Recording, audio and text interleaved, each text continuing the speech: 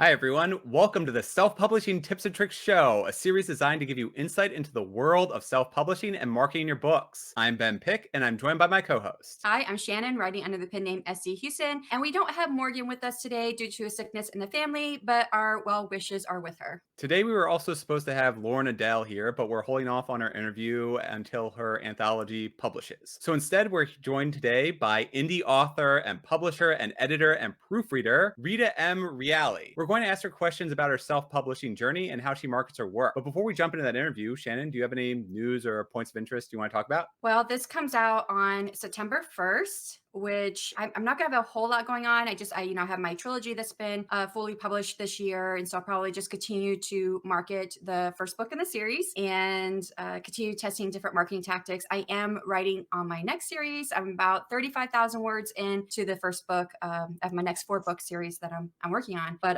September 1st, yeah, this is still like less than a month out since your debut published. Yeah. Falling Through is out now, which is mind-blowing and fantastic and terrifying all at the same time. So I am going to be following your marketing tips extremely closely because right now is that prime moment to really follow through on all the marketing stuff I don't know very well. But anyways, let's talk to our guest today. Rita M. Reali is a 2-time international award winner novelist and the author of the Sheldon family saga with 5 books. She's also a national award-winning journalist and an award-winning essayist, parody songwriter, photographer, and visual artist. Hi there. Hey, Rita. Thanks, Ben. Hi, Shannon. I want to say, would you like to take a moment to introduce yourself and elaborate? Yes. Thank you, Ben. It's great to be here today, and thanks for inviting me to be on your podcast. I've been a writer as long as I can remember. I've been a professional editor for over 25 years, 22 of those years on my own. Over the years, folks have called me the word police or a grammar Nazi. One author even called me an axe murderer. I used to describe myself as a grammar nudge, but now I prefer the term correction officer. And one repeat client refers to me as her literary midwife. I'm originally from Connecticut. I earned a broad degree in broadcast communications and spent 3 years as a radio announcer, music and production director at a small AM radio station in Connecticut. I've been a published journalist since 1979, and in 1997, I became news editor of the Catholic Transcript in Hartford, Connecticut. My article on surviving the holidays after my pregnancy loss appeared on page 1 of a national newsletter for bereaved families. Reminisce magazine published The Bride Wore Boots, which chronicled my December 1992 blizzard nuptials. I've blogged on various topics for the Institute for Writers, and I write about writing, editing, and life in general on my own blog, The Persnickety Proofreader. And before escaping Connecticut in 2013, I spent 4.5 years writing content, mailers, and product catalogs for companies that included Budweiser, Coke, Hershey's, Crayola, and Ford. And since relocating to rural Tennessee, where rush hour is 4 cars at a light on Main Street, I've written news articles and voiced radio ads for the Cumberland County Master Gardeners and Crossville Oktoberfest. And aside from having self-published the first 5 books in the Sheldon family saga, in 2018, I briefly returned to my first love, radio news, as the first woman news director at a local station. I'm currently working on my 6th novel, along with something I never in a million years thought I would say. I'm writing a series of children's pictures. That's my sticking to it. That is a wonderful history from writing to, I'm just impressed with how much editing you've done. It's rare that you have somebody with so much editing experience professionally or otherwise, along with the writing. I mean, they do go hand in hand, but to see such an incredible merging of it, that's wonderful. Before we jump into our questions about your self-publishing journey, would you mind explaining how you started writing? Well, I started writing because I didn't have a choice. I was sitting in Sister Teresita's freshman English class in high school, and I heard 2 voices in my head. They were talking about the price of broccoli. And I was going, what is going on up there? Would you guys shut up? I'm trying to listen and pay attention to my teacher. And I finally got them to quiet down, but they picked up again in earth science class. And what they were saying was far more interesting than Sister Christine's droning on about igneous rock formations. So I started taking notes. Early on, I didn't see myself so much as a writer as much as a transcriptionist. I was just writing down what they were saying, and that was 45 years ago. And fortunately, they haven't shut up since. And that produce aisle chatter became the meet cute for Gary and Michaela, my two main characters, at the start of chapter 15 of Glimpse of Emerald, the first book in the Sheldon family saga. Did you do a lot of broccoli buying in the ninth grade? No. In fact, Kayla's response was, I'm a teenager. We don't eat broccoli. So Gary was kind of flummoxed by that. So he had to think of something else to, engage her in conversation about. Well, can you tell us a little bit about your journey to publishing that first book in your Sheldon saga? Well, I kind of did things backwards. After, I'm a little backwards myself. After 30 something years, I'd gotten frustrated with Glimpse of Emerald. It was the first book in the series. So I kind of cast it aside and started working on something else. I worked on Diagnosis Love, which was self-published in 2015. That's book 2 in the series. They're all standalone novels, but they kind of flow from one to the next. There's some chronology to them. In retrospect, I don't recommend publishing out of order. How did you make the decision to self-publish versus traditionally published? Was there something or someone that inspired you to do so? Early on, I went the gung-ho route of all young novelists, and I said, I'm going to get traditionally published.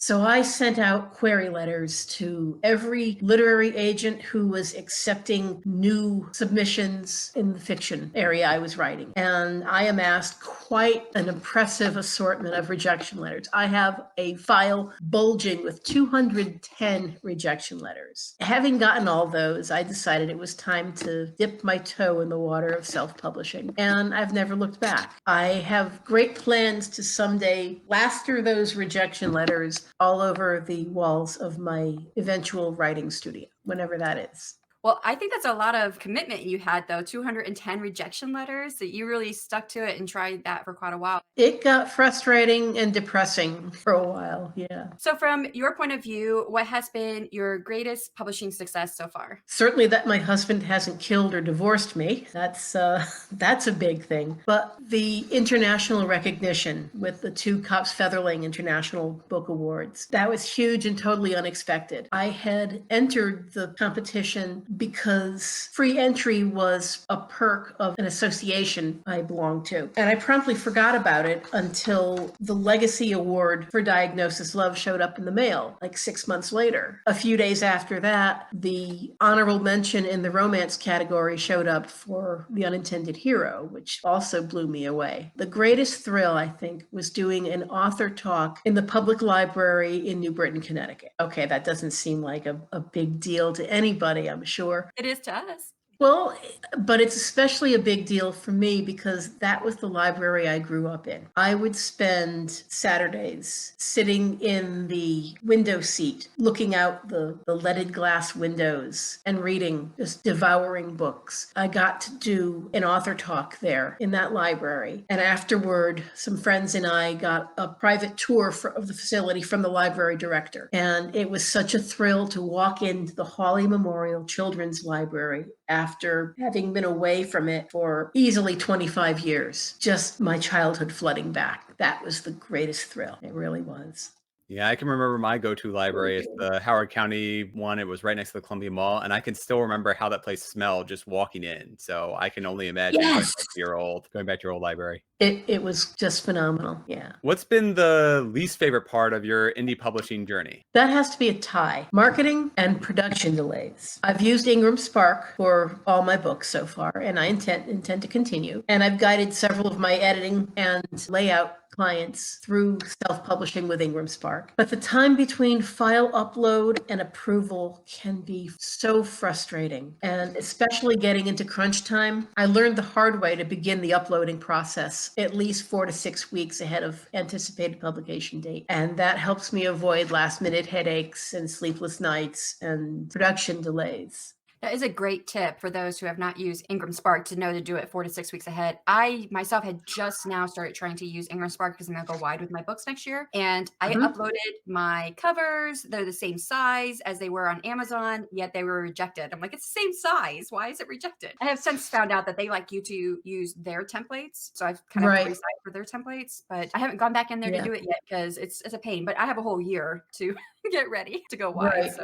You also have to have, if you submit them as PDFs, they had to be in a specific format. Fortunately, my designer is, oh my goodness, he's brilliant. He really is. He's done such a fantastic job with my covers. I will never use anyone else. He'd better outlive me. Would you like to promote them here, by the way? Yeah, he only works via word of mouth. So if anyone is interested in getting his contact information, they can certainly get in touch with me. We can put all your contact information in the description box in the show notes for everybody to contact you. Okay, fantastic. So in an article you published in 2009, the ABCs of better writing, avoidance of cliches, banishment of trite words, creative expression, your first rule was to strike the word very from your writing, which I completely agree with because I actually did a whole video on this on my YouTube channel. It is one of my crutch words that I have to look for and strike from my writing. And you go on to list other great rules as well that everybody should read for themselves in the article. And we'll also put that in the description box and show notes as well. But are there any other rules that you would add today?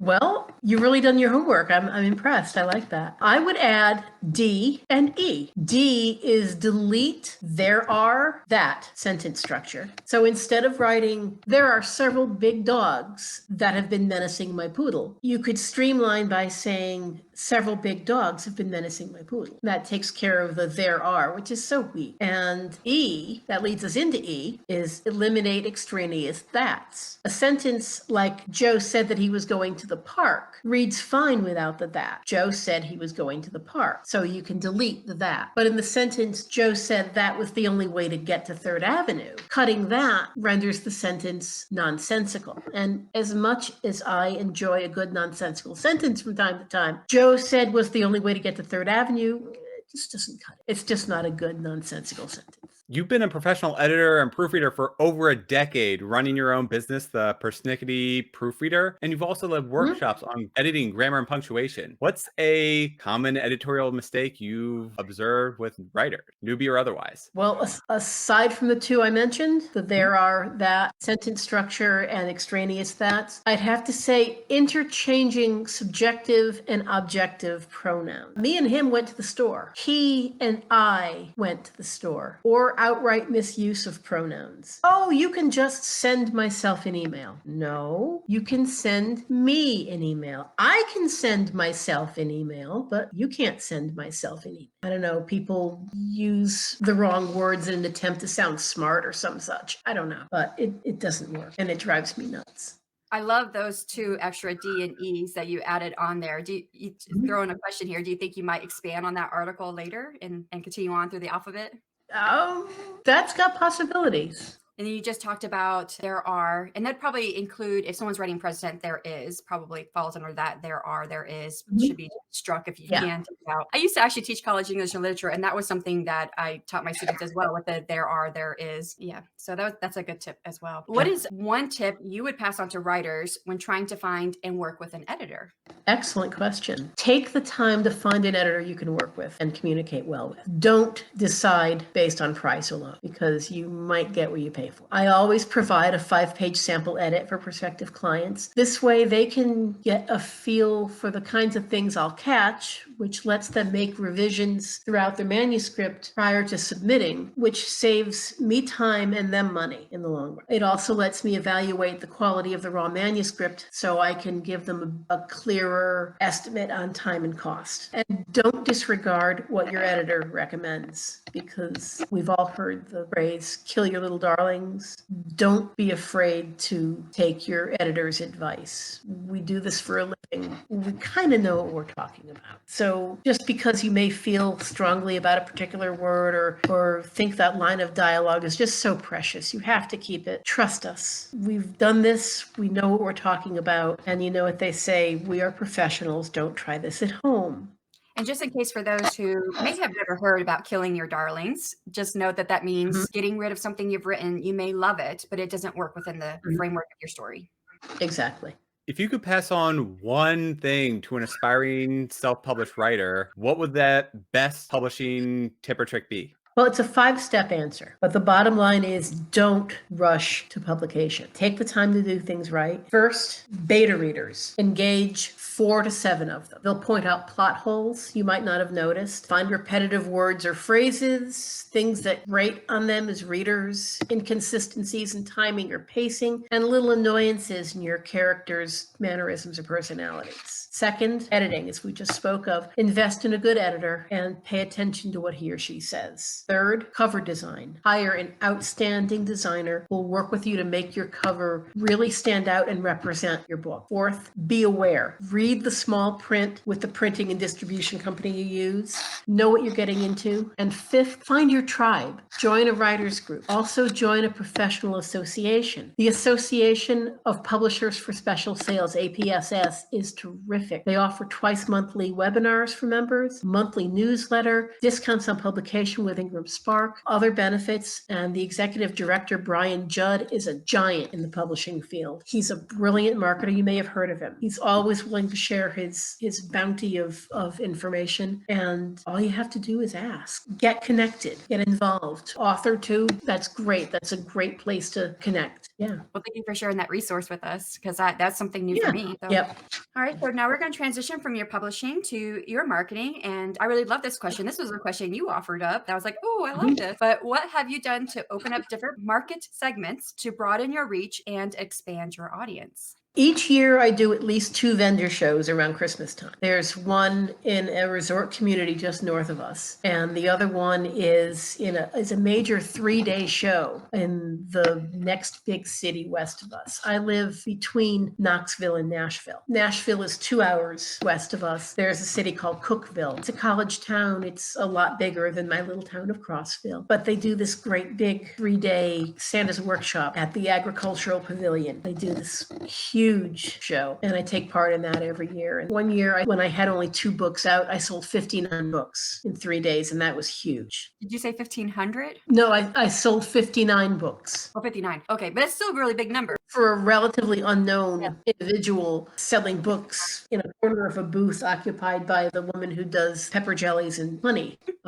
She's my adopted sister. She adopted me when I moved here. So every year I get a little corner of her booth to sell my books. Had COVID not scuttled my plans in 2021, I'd have had a 3-hour meet and greet and book signing with patrons at a liquor store in Connecticut. It was a family-owned endeavor. It would have been called something like Wine and Sign or Books, Brews, and Booze or something like that. And as part of the event, I offered a percentage of gross sales to the local food bank. And unfortunately, that got canceled. But, there's always next time. And I've also teamed up with a local nonprofit organizations to do fundraisers. I wanted to support a friend of mine who used to teach GED classes in 2 of the local jails for inmates. I saw that as really offering second chances. And my 4th book is called Second Chances. So I wanted to offer 20% of gross sales for anyone who bought the book during a 3-month window. But he also works for a housing nonprofit. It's called Creative Compassion here in our county. And he was looking to generate income for the nonprofit. So I hosted a 3-month fundraiser for him, for the agency, with 20% of Second Chances going to the agency and 15% off the top of my other books. And we sold a good number of books. I think I ended up writing him checks for, a lot more than I expected, which was terrific. And I'm looking to do something like that for the local Master Gardeners Association. I've also done a similar fundraiser for my church's music ministry. So, there are other avenues that might not be your primary focus, but there are opportunities wherever you look, if you're looking in the right places. I had a woman who is an avid reader, had never heard of me as an author, because come on, who's heard of me as an author, right? Before today. Someone I know from the pool. And I mentioned that I was doing this fundraiser. She's, I know meteorologist Mark. Oh yeah, he's great. And she's, oh, you're working with him. Oh, that's terrific. And she bought my books simply because I was doing this fundraiser for meteorologist Mark. That's his shtick. He's a local meteorologist, obviously. He's deputy director of this nonprofit. He's a county commissioner. He's really involved in a lot of stuff.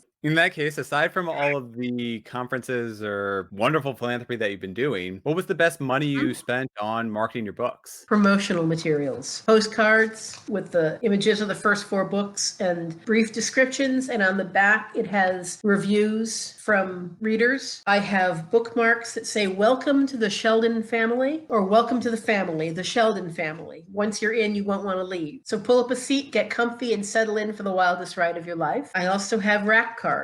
It's a 8.5 by 4 promo piece. It's got the first 5 books and their descriptions, and on the back, reviews from readers. On my business card, I list my Amazon author page. There's also a QR code that will take readers right to the author page. I used gotprint.com for all my promo materials. Their turnaround time is fantastic. Their quality is superb. I've also started getting 12 by 18 posters of the front covers of my books. I wish I'd thought to do that before the 4th book, but I can always order posters for the first 3.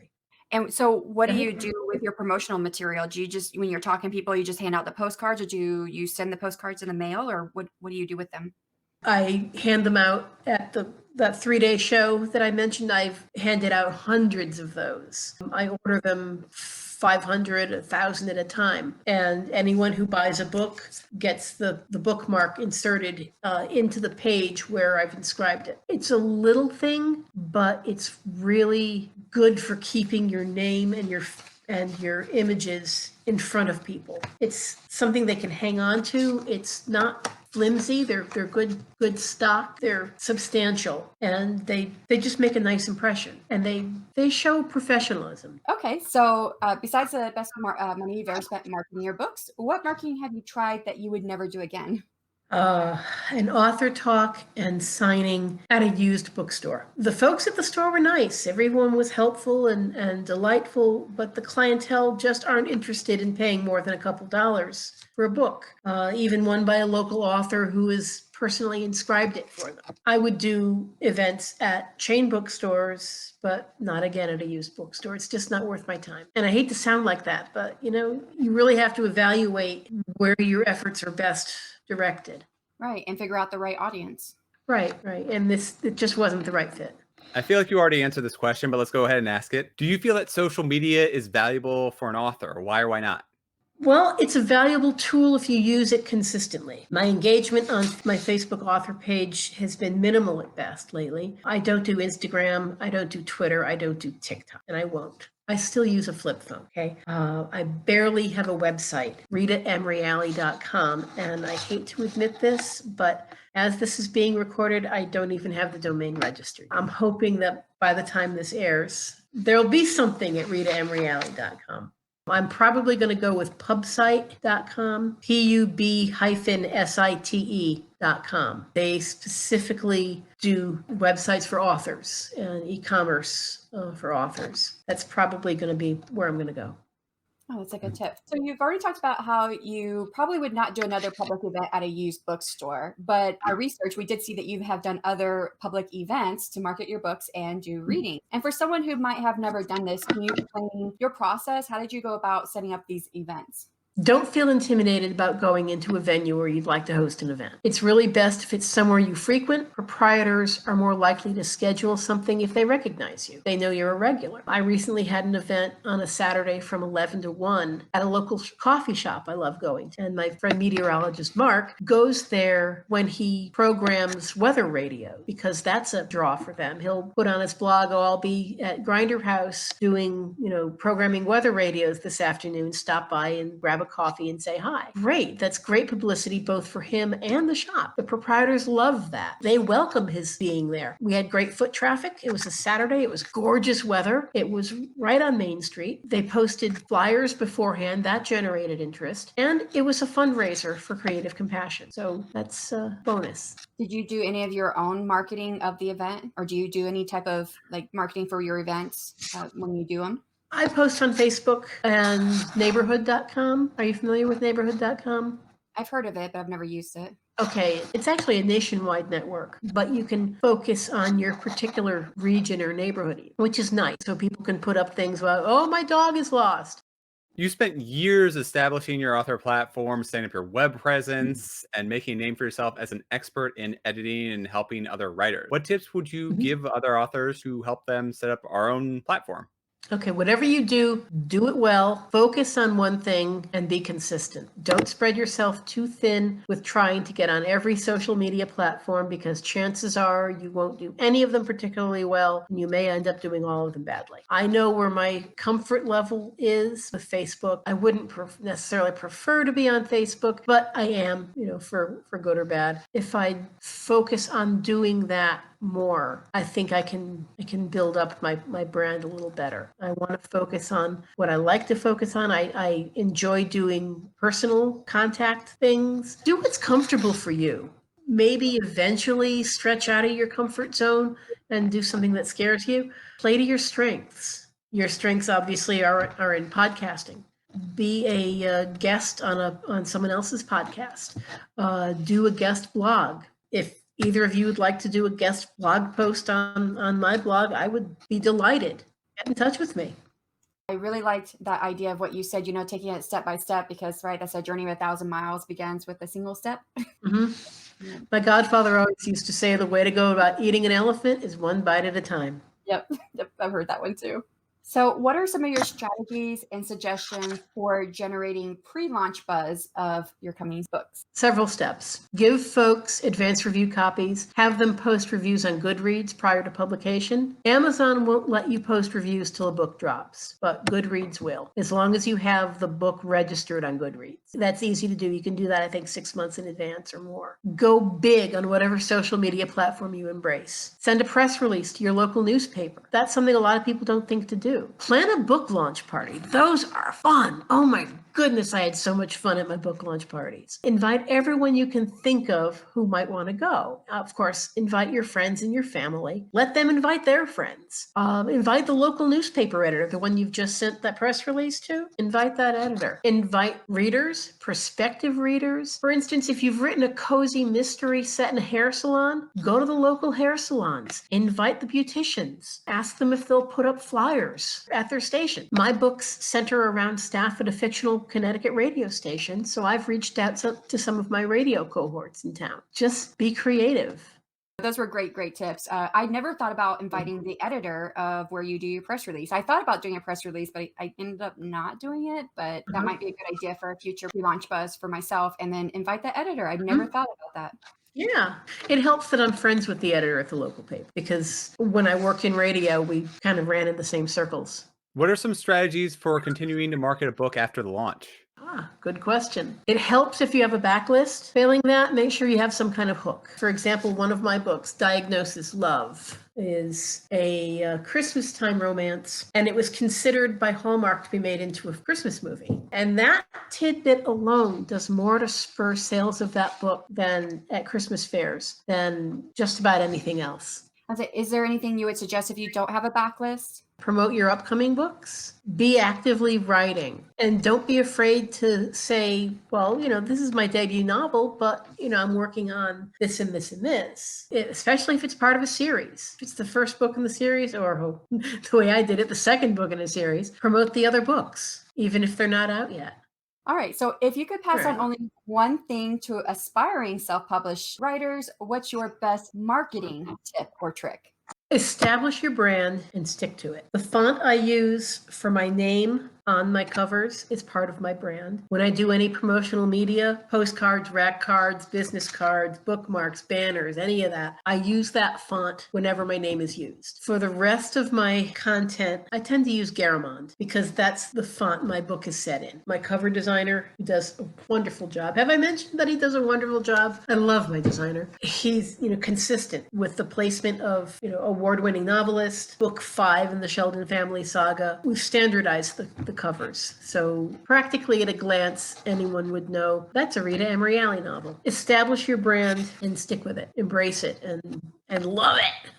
That's great advice and something I need to do. I think my name of my book is kind of just generic Times New Roman or something along those lines. So I might write make it more Yeah. fancy or something like that. Anyways, I'd like to Mhm. shift over to more of your own writing life. How much time do you spend working as an author versus other writing related stuff like editing or reviewing or marketing your books? And I know that's kind of unfair because you also Oh. are a professional editor. So I'm trying to focus specifically on your own novels. Well, not nearly enough time. I need to get back into a writing groove. I've put a lot of time into editing and layout work lately, and I'm about to start another dual editing layout project, which takes me away from writing. But it facilitates the whole living indoors thing, and I kind of do enjoy living inside, you know? Definitely not adept at finding reviewers. I've approached several folks online who build themselves as book reviewers, but I think only one has done a review of Unintended Hero. It was a 3-star review, and I was thrilled. I was thrilled to get an average review. I'm so tired of the 5-star reviews.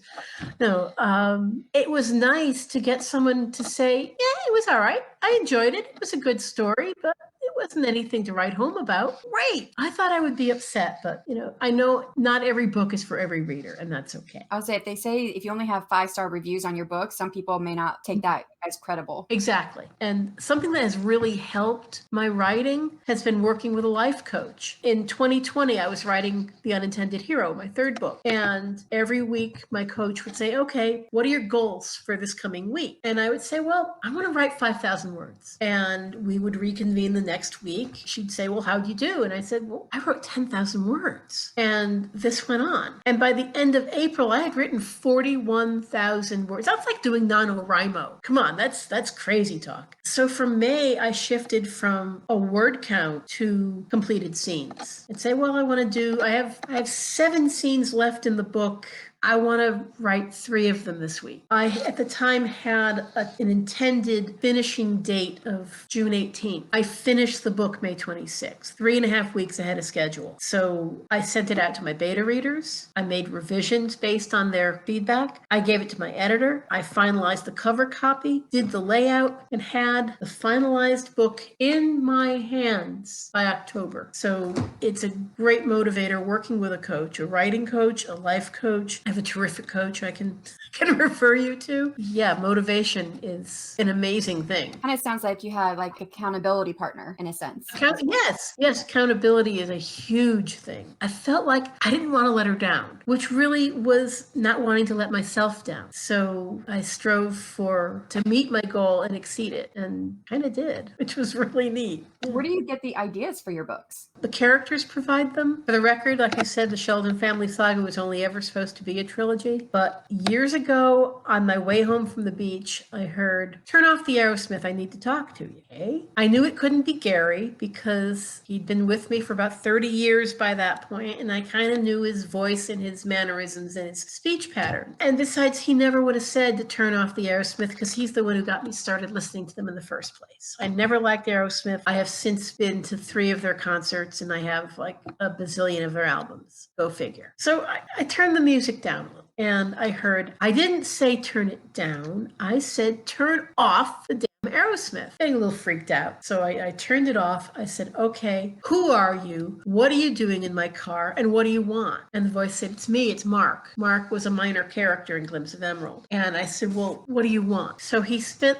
the next 40 minutes telling me the most heart-wrenching story about what led up to the suicide of his best friend in high school. When he was done, I said, okay, well, what do you want me to do with this? He says, you have to write it. I said, well, I'm writing Marie's story right now. Marie is Gary's sister. She's a psychiatrist. I was starting to write her story. And he says, no, it's not Marie's story. It's my story. She only thinks it's her story. And I need you to tell it. Like, okay, if you leave me alone, if you promise to leave me alone, I'll write your story. Okay? And he said, good. Great. And he left me alone. He kept his part of the bargain, so I kept mine. I wrote the story. It turned out they were both right. It was both their story. And Diagnosis Love is the story of how they, not so much how they met because they'd known each other for years, how they fell in love. Because it was a love-hate relationship. He loved her, she hated him. So it kind of evolves. And then so many readers wanted to know what happens with Mark and Marie. I had to write The Unintended Hero. And then while I was working on Second Chances, the plot took an unexpected left turn. And I ended up with this entire subplot that would have made my already longest book way too unwieldy. So I pulled that section out, and that became Tender Mercies, my 5th book. And 2 years ago, Gary's half-brother showed up out of nowhere and warranted his own book. So now what was supposed to have been a nice, workable little trilogy is a 7-volume behemoth. So be careful when you say, oh, I'm writing a trilogy. Writer beware. You sort of walked us through how you create those characters, but do you want to elaborate at all how you develop your characters to make them feel real for the reader? Yeah, I've got a character development questionnaire. It's got nearly 60 questions that I'm able to answer for most of my main characters. In order to make your characters real, you've got to know them. You've got to know their likes, their dislikes, their hopes, their aspirations, their fears, their dreads. You got to know their motivations. You got to know details about them. You got to know, what do they like on their pizza? What must they have at the grocery store? What was their favorite childhood memory? What do they do on their day off? You have to know these things about your characters. I've done sessions on character development using that multi-point questionnaire at an International Women's Publishing Summit and 3 different conferences here in Tennessee. So I kind of know what I'm talking about with the character development. And if anyone wants the character development questionnaire, again, you can email me and then just put self-publishing tips and tricks in the subject line and ask for the tool. For your questionnaire for your characters, what inspired you to create that? Were you looking at different questionnaires and kind of put together what you felt worked for you? I attended a session with the woman who edited Diagnosis Love. She's a friend of mine back in Connecticut, and she is an excellent teacher. She did a session on character development, and she had a 15-question survey for her characters that she wanted us to develop in this 2-hour writing session. So I adapted it from that, added a bunch of things, a bunch of, where are you likely to find this character during a thunderstorm? Out on the front porch enjoying it, or under the bed, cowering in fear. So I've kind of delved deeper into the characters than just the surface things that were presented. Do you have any plans for a different series or idea? I do. I'm already well into the 6th book in the series. I know how the 7th one ends. I'm heavily invested in these characters and their stories. I've toyed with the idea of writing books for a younger audience featuring the next generation of the Sheldon family. And in 2008, I did NaNoWriMo, National Novel Writing Month. I wrote a memoir, and that's been kind of on the back burner. And for NaNoWriMo 2014, I started a novel called Keeping Hope Alive. And I'm working on a children's book. It's the first in a series. It's about how my butterscotch tabby found us last summer. Barring anything unforeseen or unpleasant, the purringest kitty finds his home will be out in time for Christmas. You did mention that you were going to foray into children's books, which is totally different than writing a fiction series. I know, right? And especially if you have to work with an illustrator, unless you do your own illustrations, which that's a whole different ball court there for people who don't usually have to deal with that. Nobody wants stick figure cats. So congrats on publishing your latest book in the Sheldon Family Saga series, which came out June of this year, if I'm thinking that right? And that was the 5th book in your series. And I was going to ask you if you plan to write more, but you've already kind of put it out there that you plan on writing up to 7 books. So is that what you're working on next? Yes, I'm about 3/4 the way through Brothers by Betrayal. That's the one featuring Gary's half-brother who shows up unexpectedly at the radio station and looks almost exactly like Gary, except they have a different eye color. And I think Gary may be an inch taller, but the resemblance is alarming. I've got about 20,000 words left to write in that. I know it's going to happen. It's just a matter of working out the details and committing it to paper. You have answered all of our questions. So before we wrap up, can you please tell our listeners where they can find more information about you or purchase your books or find more details about the Sheldon Family Saga? Okay. Well, if all goes well, by the time this airs, folks should be able to find me and buy my books at ritamreali.com. Keeping my fingers crossed, crossing my fat little fingers, okay? I'm also available via email at rita@persnicketyproofreader.com. We can put that in the show notes, right? Okay. For right now, you can buy the books on Amazon or wherever your favorite books are sold online. They're available as paperback and ebooks. People keep asking me, when are the audiobooks going to come out? The audiobooks will come out when I've had a chance to record them. Yeah, because I can't see the point of turning my work over to someone who isn't me. Because I've written these words. I know how the inflection should be. I know the feeling I want to put into the dialogue and the descriptions and the narrative and all that. So of course I'd be the natural person to record the audiobook. It's just, another thing on my to-do list after I sweep the floor and, tidy up the kitchen. And as self-published authors, we have long to-do lists. Mm-hmm. Wow, that is incredibly ambitious, and I can't wait to hear how your audiobook comes out when you get to it. And thank you so much for joining us here and giving us your insight and vast experience. It has been wonderful. I have a lot of great ideas for how to market my own book. I'm excited for the Sheldon Family Saga series, and I can't wait to see if you finish out with 6 or 7 or if you push it back to more. I'm hoping it sticks with 7. I am lobbying really hard for it to be 7, but we'll see what they have in mind. And thank you so much for having me. It was a pleasure, Ben and Shannon. It's been terrific. I appreciate your time and your hospitality and your great questions. It has been our pleasure. And thank you so much to our listeners and viewers. This is airing on September 1st, and September 15th, we'll have Bradley Lejeune, the writing duo behind the newly released novel, science fiction novel, The McMurdo Rift. Goodbye, everyone.